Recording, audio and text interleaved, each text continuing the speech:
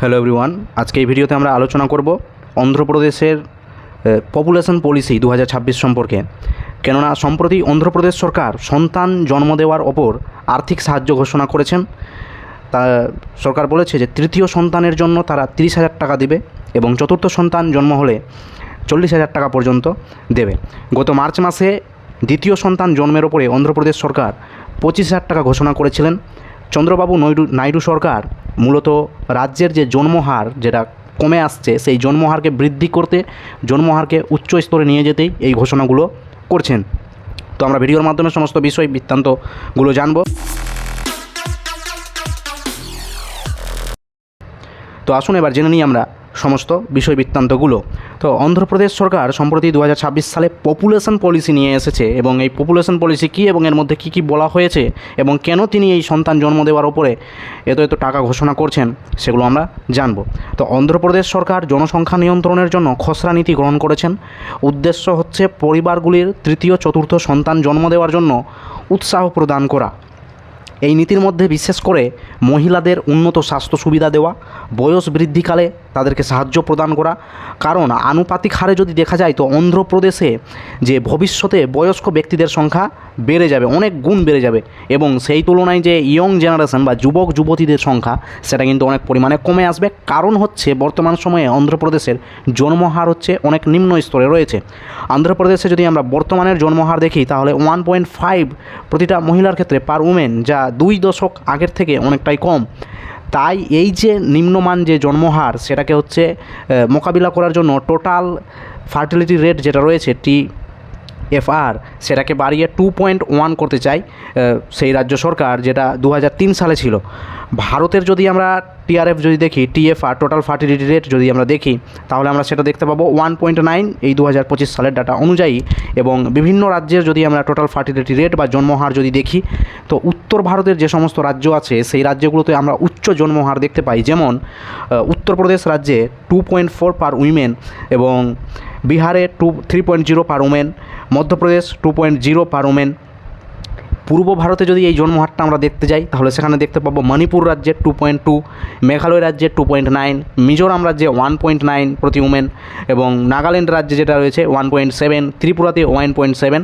তো দেখতে পাচ্ছি আমরা যে এলাকায় আমরা ঢুকছি বা ভারতের মানচিত্রে আমরা যে স্তরটাই যে দিকটাই যাচ্ছি সেখানে কিন্তু একই রকমভাবে জন্মহার কিন্তু বজায় থাকছে।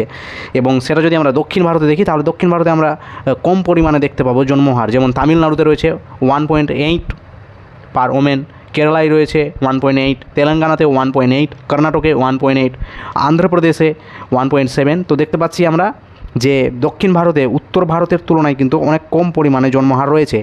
এই জন্মহার যেটা রয়েছে, জন্মহার কী জন্য আমাদের কাছে জরুরি? তো জন্মহার নির্দেশ করে সেই এলাকার বা সেই রাজ্যের, সেই দেশের অর্থনীতি কেমন হবে, সেই দেশের জনঘনত্ব কেমন হবে, সেই দেশের জনসংখ্যা কতটা কী হবে, এটাই কিন্তু জন্মহার আমাদের নিয়ন্ত্রণ করে।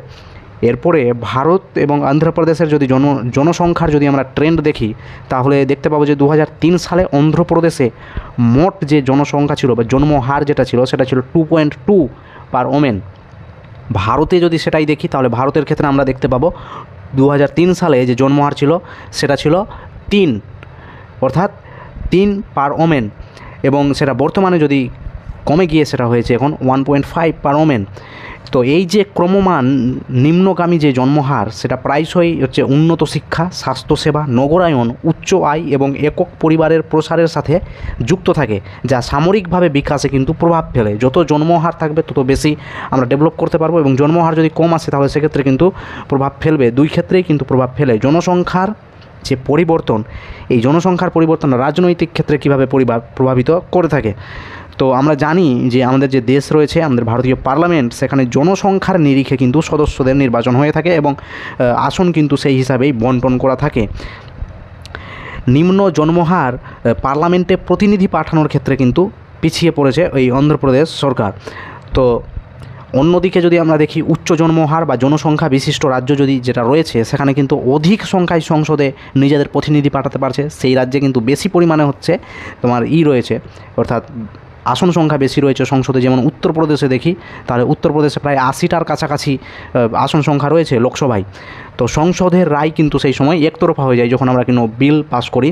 তো সেই দিক থেকে দেখতে গেলে এবং ডিলিমিটেশন ডিবেট বা সীমানা পুনর্নির্ধারণ বিতর্ক কিন্তু এখান থেকেই জন্মায়, কারণ জন্মহার বা জনসংখ্যা সীমানা পুনর্নির্ধারণ প্রক্রিয়ার সাথে সরাসরি যুক্ত থাকে।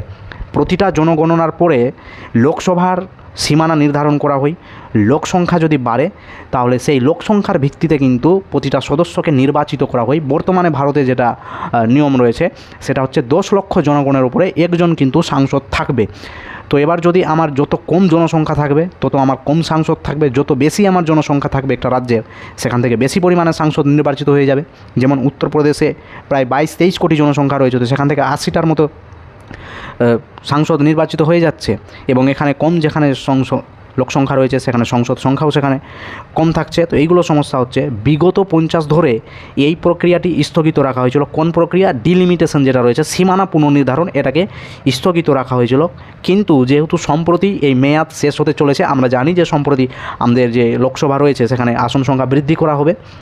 তো এই মেয়াদ শেষ যাওয়ার জন্য জনসংখ্যার ভিত্তিতে সংসদে সদস্য সংখ্যা বাড়বে, এমনই কিন্তু আমাদের ঘোষণা দেখতে পাচ্ছি। আর আমরা জানি যে সম্প্রতি আমাদের যে লোকসভা রয়েছে সেখানে কিন্তু ডিলিমিটেশন বিল এটাও কিন্তু পেশ করা হয়েছে। যাই হোক, সেটা কিন্তু এখনও পাস হয়নি, তো সেটা অন্য বিষয়।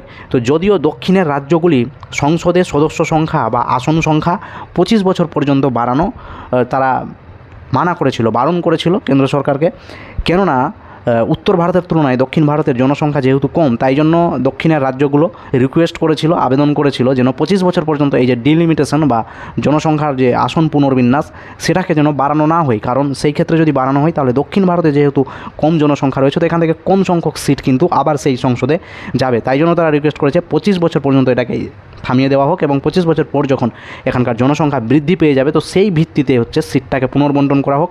তাহলে এখানকার জনসংখ্যাটা মানে হচ্ছে দক্ষিণ ভারতের জনসংখ্যাটা বৃদ্ধি পেয়ে যাবে এবং সেখান থেকে সদস্য সংখ্যাটাও হচ্ছে বেড়ে যাবে।